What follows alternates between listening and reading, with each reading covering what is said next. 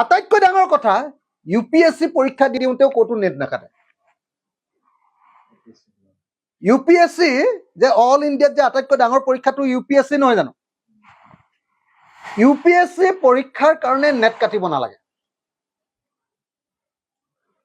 অসমত 3rd grade আৰু 4th গ্ৰেডৰ পৰীক্ষাৰ কাৰণে মোবাইলটো নিবলৈ নিদিয়ে তাৰ পাছতো আকৌ নেটটো কাটি দিব লাগে সব 3.5 কোটি মানুহ কি ভয়ংকৰ গৃহ বিভাগ কি একদম দক্ষ গৃহমন্ত্ৰী হয়নে কি দক্ষ পুলিচ কি দক্ষ প্ৰশাসন দি দক্ষ সিস্টেম অসমৰ বোলে সৰ্বশ্ৰেষ্ঠ মুখ্যমন্ত্ৰীজন কোনোবাই কয় নহয় অসমৰ বোলে সৰ্বশ্ৰেষ্ঠ মুখ্যমন্ত্ৰীৰ দিনৰ পৰীক্ষা কি পৰীক্ষা 3127টা পোষ্টৰ কাৰণে 12 লাখ মানুহৰ পৰীক্ষাৰ্থী পৰীক্ষা দিবলৈ যোৱা মানুহবিলাকে কোনেও মোবাইল নিব নোৱাৰিব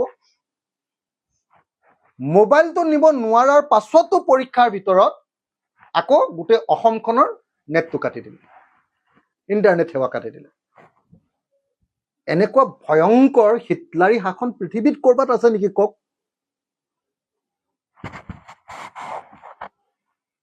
এটা এটা গণতান্ত্ৰিক চেতনাৰ কথা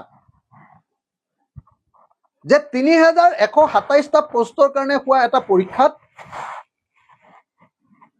3.5 কোটি মানুহৰ স্বাধীনতা হৰণ কোনেও কৰিব নোৱাৰে এটো কৰিব নোৱাৰে আৰু এটা গৃহ বিভাগ আছে য'ত মোবাইল ফোন নিবই নোৱাৰে তাত আকৌ ইন্টাৰনেট সেৱা কাটাৰ প্ৰয়োজন ক'ত য'ত ভাৰতবৰ্ষত UPSC পৰীক্ষাৰ কাৰণে ইন্টাৰনেট সেৱা কাটিব নালাগে তাত অসমত 3rd গ্ৰেড আৰু 4th গ্ৰেড পৰীক্ষাৰ কাৰণে ইন্টাৰনেট সেৱা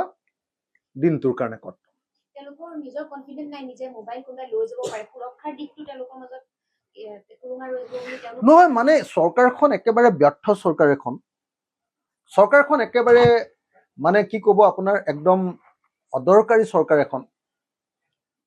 এখন হ'ল একেবাৰে অদক্ষ চৰকাৰ এখন সেই অদক্ষ চৰকাৰখনে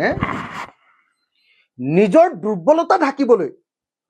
দুৰ্বলতা এটা মোবাইলতে ওলাই পৰিব ন কোনোবাই মোবাইল লৈ গ'লে এটা গোটেই দুৰ্বলতা ওলাই পৰিব যে এওঁলোক অদক্ষ সেইটো ঢাকিবৰ কাৰণে গোটেই 3.50 কোটি মানুহক গিনিপিক কৰি পেলালে ধন্যবাদ